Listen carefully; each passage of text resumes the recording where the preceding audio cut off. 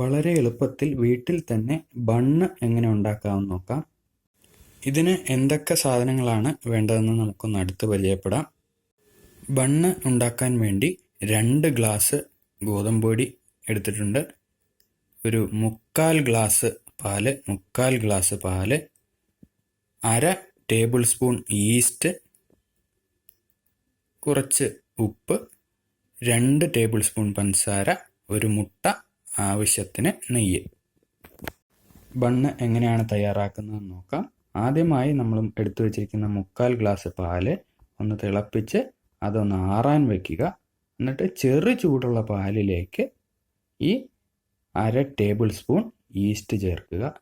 3/4 glass ചെറു ചൂടുള്ള പാലിലേക്ക് 1/2 ടേബിൾ സ്പൂൺ ഈസ്റ്റ് ചേർക്കുക. അതിനുശേഷം എടുത്തു വച്ചിരിക്കുന്ന 2 സ്പൂൺ പഞ്ചസാര ചേർത്ത് കൊടുക്കുന്നു. അതിനുശേഷം പാലിലേക്ക് ഈസ്റ്റും പഞ്ചസാരയും കലങ്ങാൻ വേണ്ടി നല്ലവണ്ണം ഇളക്കി കൊടുക്കുക.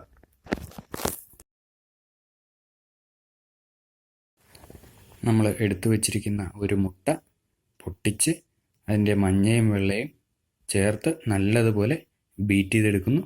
നല്ലതുപോലെ രണ്ടും മിക്സ് ആകേണ്ടതാണ്. എടുത്തു വച്ചിരിക്കുന്ന മുട്ട നമ്മൾ നേരത്തെ കലക്കി വെച്ചിരിക്കുന്ന പാലിൻ്റെയും ഈസ്റ്റിൻ്റെയും മിശ്രിതത്തിനകത്തേക്ക് ഒഴിച്ച് നല്ലതുപോലെ ഇളക്കി യോജിപ്പിച്ച് കൊടുക്കുകയാണ്.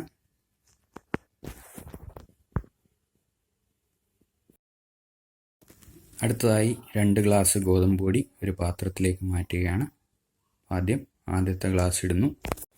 അതിനുശേഷം രണ്ടാമത്തെ ഗ്ലാസ് ഗോതമ്പ് പൊടിയും ഇട്ട് കൊടുക്കുകയാണ്. ടോട്ടൽ 2 ഗ്ലാസ് ഗോതമ്പ് പൊടിയാണ് നമ്മളിപ്പോൾ ബണ്ണുണ്ടാക്കാൻ വേണ്ടി എടുത്തിരിക്കുന്നത്. അതിലേക്ക് കുറച്ച് ഉപ്പ് ചേർത്ത് കൊടുക്കുകയാണ്. അതിനുശേഷം ഉപ്പും ഗോതമ്പ് പൊടിയും നന്നായി ഇളക്കി യോജിപ്പിക്കേണ്ടതാണ്. അതിനുവേണ്ടി നല്ലപോലെ ഇളക്കുന്നു. ഗോതമ്പ് പൊടിയും ഉപ്പും ചേർത്ത മിശ്രിതത്തിനകത്തേക്ക് 2 ടേബിൾ സ്പൂണോളം നെയ്യോ അല്ലെങ്കിൽ ബട്ടറോ ചേർത്ത് കൊടുക്കുകയാണ്. നമ്മളിപ്പോൾ നെയ്യാണ് എടുത്തിരിക്കുന്നത്. 2 ടേബിൾ സ്പൂൺ നെയ്യ് എടുത്ത് നല്ലതുപോലെ ഈ ഗോതമ്പ് പൊടി ഉപ്പും മിക്സറിലേക്ക് നല്ലതുപോലെ ഇളക്കി യോജിപ്പിക്കുക. ഇനി നമ്മൾ നേരത്തെ തയ്യാറാക്കി വെച്ചിരിക്കുന്ന മിശ്രിതം വെച്ച് നമ്മൾ ഗോതമ്പ് പൊടി കുഴച്ചെടുക്കാൻ പോവുകയാണ്. ഈ മിശ്രിതത്തിൽ എന്തൊക്കെയുണ്ടെന്ന് ഒന്നുകൂടെ പറയാം. 3/4 കപ്പ് പാല്, 1/2 ടീസ്പൂൺ ഈസ്റ്റ്, 2 ടേബിൾ സ്പൂൺ പഞ്ചസാര, 1 മുട്ട, ഇവയെല്ലാം കൂടെ അടിച്ചു ചേർത്ത മിശ്രിതമാണിത്. അതിനുശേഷം നമ്മുടെ ഗോതമ്പ് പൊടി ഉപ്പ് നെയ്യും ചേർത്ത മിശ്രിതത്തിലേക്ക് നമ്മുടെ ഈ പാല് ഈസ്റ്റും കൂടെ കലക്കിയ മിശ്രിതം നല്ലതുപോലെ ഒഴിച്ച് കുറച്ചായി ഒഴിച്ച് ഗോതമ്പ് പൊടി കുഴച്ചെടുക്കുകയാണ്. മുഴുവൻ പാല് മിശ്രിതം കൂടെ ഒരുമിച്ച് ഒഴിക്കരുത്. കുറച്ച് ഒഴിച്ച് നല്ലതുപോലെ ഗോതമ്പ് പൊടിയിൽ മിക്സാക്കി കുഴച്ച് എടുക്കുക. ഗോതമ്പ് പൊടി മാവ് നല്ലതുപോലെ കുഴച്ച് എടുത്തിരിക്കുകയാണ്. നല്ലതുപോലെ കുഴയണം. നല്ല സ്പോഞ്ച് പോലെ കുഴഞ്ഞു വരണം. അതുവരെ കുറച്ചായി പാല് ചേർത്ത് നല്ലതുപോലെ കുഴച്ചെടുക്കുക. ഇനി ഇതിൻ്റെ മേലെ വളരെ കുറച്ച് നെയ്യ് കൂടെ ഒഴിച്ച് ഒന്നുകൂടെ ഒന്ന് മിക്സ് ചെയ്തെടുക്കുകയാണ്. അതിനുശേഷം ഈ മാവ് നമ്മൾ 2 മണിക്കൂറോളം മാറ്റി വെക്കണം. 2 മണിക്കൂറോളം മാറ്റി വെച്ചാൽ മാത്രമേ ഈസ്റ്റുമായി പ്രവർത്തിച്ച് നല്ലതുപോലെ പൊങ്ങി വരികയുള്ളൂ.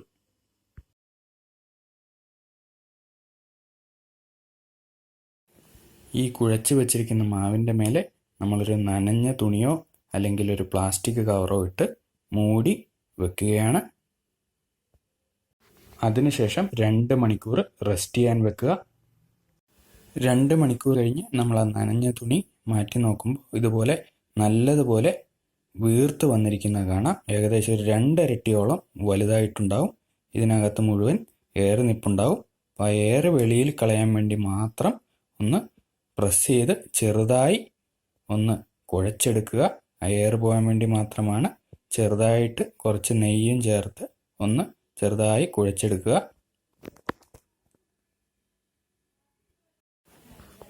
കുറച്ച് നെയ്യ് അതിന് മേലെ തടവി ചെറുതായി ഒന്ന് കുഴച്ചെടുക്കുന്നു. അതിനുശേഷം നമ്മൾ ചെറിയ ഉരുളകളാക്കി നമ്മൾ ബേക്ക് ചെയ്യാൻ പോവുകയാണ്. അപ്പോൾ ചെറുതായി നെയ്യ് തടവി ഒന്ന് മിക്സ് ചെയ്ത് എടുക്കുന്നു. ഇനി നമ്മൾ ബണ്ണ് ബേക്ക് ചെയ്യാൻ ഉദ്ദേശിക്കുന്ന പാത്രത്തിൽ കുറച്ച് നെയ്യ് പുരട്ടി കൊടുക്കുകയാണ്. ബണ്ണ് ബേക്കായി വരുമ്പോൾ ആ പാത്രത്തിൽ ഒട്ടിപ്പിടിക്കാതിരിക്കാൻ വേണ്ടിയാണ് നമ്മളിങ്ങനെ ചെയ്യുന്നത്. നല്ലപോലെ എല്ലായിടത്തും പുരട്ടുന്ന മാതിരി നെയ്യ് പുരട്ടി കൊടുക്കുക. ഇനി നമ്മൾ ഈ മാവ് ഈ വീഡിയോയിൽ കാണുന്ന പോലെ നീളത്തിൽ കുഴച്ച് വെക്കുക. അതിൽ നിന്ന് കുറച്ച് കുറച്ചായി എടുത്ത് ഓരോ ബോൾ പോലെ, ഒരു ബണ്ണിൻ്റെ ബോൾ പോലെ ഉണ്ടാക്കിയെടുക്കുക. അപ്പോൾ ഈ വീഡിയോയിൽ കാണുന്ന പോലെ ഇങ്ങനെ നമ്മുടെ കൈവിരലും തള്ളവിരലും വെച്ച് ഇതൊരു ബോൾ പോലെ നമ്മൾ ഉണ്ടാക്കിയെടുക്കാവുന്നതാണ്. ഒരു ബണ്ണിൻ്റെ ഷേപ്പിൽ നമ്മൾ ചെറിയൊരു ബോൾ പോലെ ഉണ്ടാക്കിയെടുക്കുന്നു. ചെറിയൊരു ബോളിൻ്റെ ഷേപ്പ് പോലെയാക്കി നമ്മൾ നേരത്തെ എടുത്തു വച്ചിരിക്കുന്ന ഇഡലിത്തട്ടിലേക്ക് വെച്ച് കൊടുക്കുകയാണ്. അതുപോലെ എല്ലാ ഇഡലിത്തട്ടിൻ്റെ ഹോളുകളിലും ഓരോ ബോൾ നമ്മൾ വെച്ച് കൊടുക്കുകയാണ്. അങ്ങനെ വെച്ചതിന് ശേഷം അതിൻ്റെ മേലെ കുറച്ചുകൂടെ നെയ്യ് ഒന്ന് ചെറുതായി പുരട്ടി കൊടുക്കുകയാണ്. അപ്പോൾ ഇത് ബണ്ണിൻ്റെ മേലെ ഒരു കളർ വരാൻ വേണ്ടിയാണ് ഇങ്ങനെ നെയ്യ് പുരട്ടുന്നത്. അതിനുശേഷം വീണ്ടും നനഞ്ഞ തുണി വെച്ച് മൂടി ഒരു അരമണിക്കൂറോളം മാറ്റി വെക്കുക. ഒരു നനഞ്ഞ തുണി കൊണ്ട് മൂടി ഒരു അരമണിക്കൂർ മാറ്റി വെക്കുക. നമ്മുടെ ബണ്ണ് ബേക്ക് ചെയ്യാൻ വേണ്ടി ഒരു പാൻ ചൂടാക്കാൻ വെച്ചിട്ടുണ്ട്. അതിനകത്ത് കുറച്ച് ഉപ്പ് ഇട്ട് കൊടുത്തിരിക്കുകയാണ്. പാനിൻ്റെ അകത്ത് മുഴുവനായും ചൂട് ഒരേപോലെ കിട്ടുവാൻ വേണ്ടിയാണ് നമ്മൾ ആ ഉപ്പ് ഇട്ട് കൊടുത്തിരിക്കുന്നത്. അതിന് മേലെ നമ്മളൊരു റിങ് വെക്കുന്നുണ്ട്. ഈ റിങ്ങിൻ്റെ മേലെ ആയിരിക്കും നമ്മൾ ബേക്ക് ചെയ്യാൻ ഉദ്ദേശിക്കുന്ന ആ ഇഡലിത്തട്ട് വെക്കാൻ പോകുന്നത്. ഇനി ഇങ്ങനെ ഈ പാൻ ഒരു 10 മിനിറ്റ് നേരം ചൂടാകാൻ വെക്കണം. അപ്പോൾ ഇതിൻ്റെ അടപ്പെടുത്ത് അടച്ച് വേണം ചൂടാകാൻ വെക്കാൻ. അടപ്പിൽ എന്തെങ്കിലും ചെറിയ ഹോൾ ഉണ്ടെങ്കിൽ ആ ഹോളിലൊരു തുണിക്കഷ്ണം വെച്ച് വേണം അടപ്പ് സെറ്റ് ചെയ്യാൻ, അല്ലെങ്കിൽ അതിൽ കൂടെ ആവി വെളിയിൽ പോകുന്നതാണ്. ഒരു 10 മിനിറ്റ് നേരം ചൂടാകാൻ വെക്കുക. ഇപ്പോൾ നമ്മൾ നേരത്തെ മാറ്റി വെച്ചിരിക്കുന്ന ഇഡലിത്തട്ട് എടുത്തിരിക്കുകയാണ്. അപ്പോൾ നിങ്ങൾക്ക് കാണാം എല്ലാ ബണ്ണിൻ്റെ ഉരുളകളും കുറച്ചുകൂടെ വലുതായിട്ടുണ്ട്. ഇതിന് മേലെ കുറച്ച് നെയ്യ് കൂടെ ഒന്ന് തടവി കൊടുക്കുകയാണ്. ഈ ചൂടായിരിക്കുന്ന പാനിലേക്ക് നമ്മുടെ ഇഡലിത്തട്ട് വെക്കുകയാണ്. വെക്കുമ്പോൾ സ്ട്രെയിറ്റ് ആയിട്ട് വെക്കണം ആ റിങ്ങിൻ്റെ മേലെ, അല്ലെങ്കിൽ ബണ്ണുണ്ടായി വരുമ്പോൾ സൈഡിലേക്കൊക്കെ ചരിഞ്ഞു പോവുകയാണ്. ഇങ്ങനെ ഇത് വെച്ചതിന് ശേഷം അടച്ച് വെച്ച് ഒരു മണിക്കൂർ, 3/4 മണിക്കൂർ മുതൽ 1 മണിക്കൂർ വരെ അടച്ച് വെച്ച് വേകാൻ അനുവദിക്കുക. അടച്ച് വെച്ച് 1 മണിക്കൂർ അല്ലെങ്കിൽ 3/4 മണിക്കൂറോളം വേകാൻ വെക്കുക. ഇപ്പോൾ 55 മിനിറ്റോളം കഴിഞ്ഞിട്ടുണ്ട്. ഇപ്പോൾ നമ്മുടെ ബണ്ണ് റെഡിയായിട്ടുണ്ട്. നമുക്കിപ്പോൾ ഇത് എടുക്കാവുന്നതാണ്.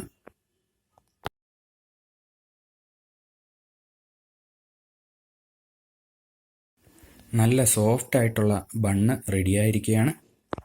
ഇനി ഈ ബണ്ണ് നമ്മുടെ ഇഡലിത്തട്ടിൽ നിന്ന് പതുക്കെ ഇളക്കിയെടുത്ത് പാത്രത്തിലേക്ക് മാറ്റി വയ്ക്കാം.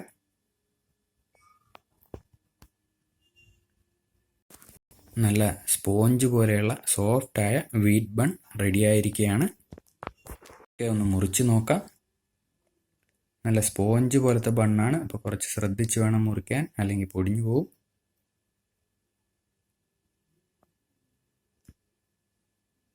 ഇപ്പം നമുക്ക് കാണാം നല്ല സോഫ്റ്റ് ആയിട്ടുള്ള, നല്ല എയർ ഹോൾസ് ഒക്കെയുള്ള നല്ല സോഫ്റ്റ് ബണ്ണാണ് നമുക്ക് കിട്ടിയിരിക്കുന്നത്.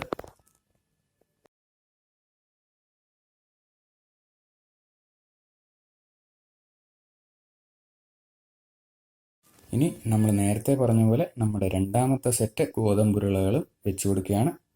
ഇപ്പോൾ രണ്ടാമത്തെ സെറ്റ് ഗോതമ്പ് ബണ്ണും റെഡിയായിരിക്കുകയാണ്.